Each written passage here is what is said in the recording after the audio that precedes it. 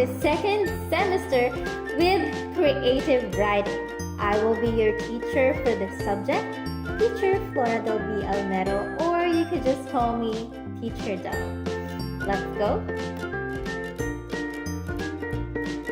First, let us take a look at these apps. These apps are used for reading. Yes, they are ebooks or electronic book readers. So we have your Wattpad, Kindle, iBooks, LinkedIn, and there's so much more out there that maybe you know of. Now with these apps, you can read various novels, short stories, and other literary pieces in different genres, just like your romance, comedy, thriller, action, and tragedy. And we also have your manuscripts, journals, newspapers, and flyers. Now, what I have shown you are the different reading materials that we encounter each day. Not to mention, of course, your signages like billboards and stuff like that. Now, these reading materials use various forms of writing, and that is what we are going to tackle in this video. So what are the different forms of writing? We have the technical writing, creative writing, expressive writing, expository writing, and persuasive writing. Now, based on the root words of these forms of writing, let us try to define them one by one. Now, first, we have your technical writing. Now, from the word technical, it's something with a higher degree of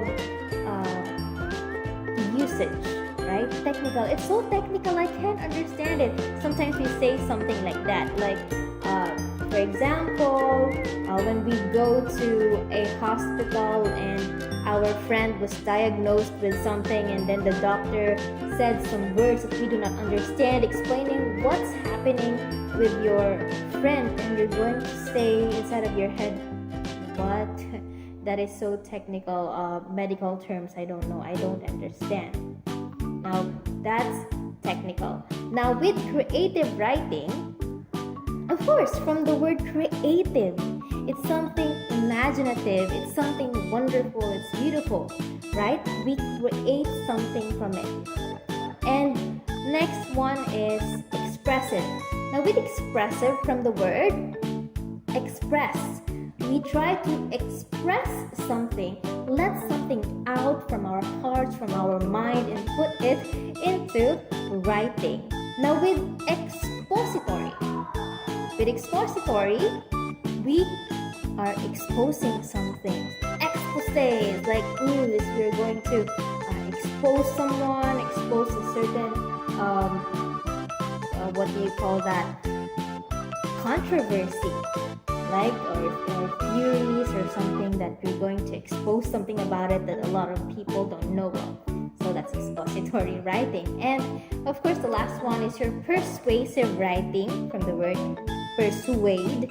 So you're writing to persuade people, to let people believe about something in your writing. Now, in these forms of writing, let's focus on the two forms of writing. Actually, with technical and creative writing, the forms of writing that we mentioned below them earlier are under them technically. So technical and creative writing. Let's first begin with technical writing. So with technical writing, it's more on facts. Okay, it's hard on facts. And the language is rigid and geared towards specific people in specific fields. So rigid, it's very strict. Like with my example earlier with the medical terms, now it gears towards specific people. When you talk about medical terms, now medical people or like doctors and nurses will be the ones who are going to understand those words or that language. Now, just like what we said, it's more on facts. So, its main purpose is to inform. Now, technical writing causes boredom. As a result of it, follows a strong pattern based totally on information and is solely to modify the info to the words. Okay, so for example, you read a journal, so it's more on facts, a journal about a certain study, an article. Now, those are examples of your reading materials with technical writing applied to it. Now, compared to creative writing, though we haven't yet discussed that, technical writing can be boring, and it's like watching news versus watching a movie. It's something like that. Okay, so since we're already talking about creative writing, let's go to creative writing. Now, creative writing is created from the imagination. It's fictional. Okay, from the word, you create something out of nothing. It's from your imagination. Okay, based from your experiences, then you can create something new. Now, language can be flexible, mostly made for the general audiences. Now, there are novels out there that may seem that there are novels out there, authors that wants to tell us something technical, but they can write it in the most general form of language that we can understand. That's why, for example, I don't know if you know Dan Brown.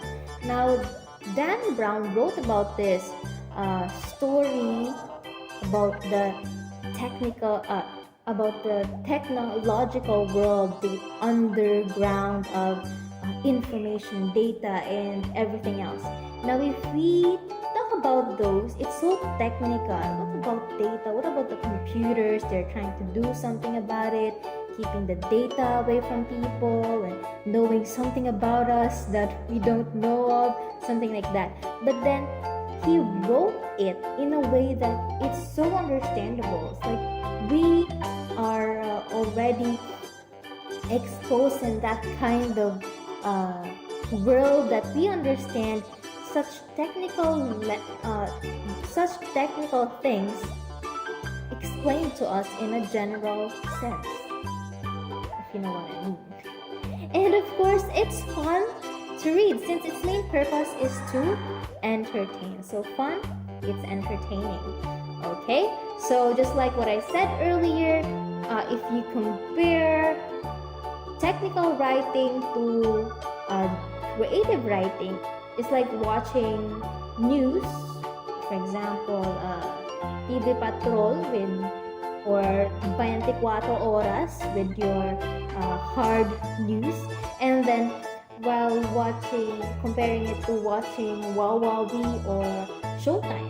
So if you try to compare and contrast the two, creative writing is much more fun and entertaining.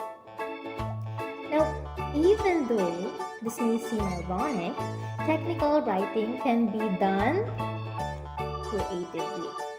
So technical can be creative, just like what I have given you that example about Dan Brown writing something so technical and putting it into a general language. Now, with that, what does creativity actually mean? It means that there's that personal touch in writing. Doing so allow the readers to engage rather than to inform, although it can be both. Just like in newspapers or magazines, we have feature, right? In feature writing, you try to inform people about something, you feature something, but then you write it in a creative way. So technical can be creative. Now that's our lesson for this video for this week. And for your activity, I would like you to compare technical and creative writing using the table. So please don't forget to write your control number and of course your name. Let me remind you, without your name, I don't know who you are unless you have your control number. So no name, no grade, right? Okay, so compare technical writing and creative writing with its content, audience, purpose, style, and vocabulary or the words used. Now this has been TeacherDel. Bye!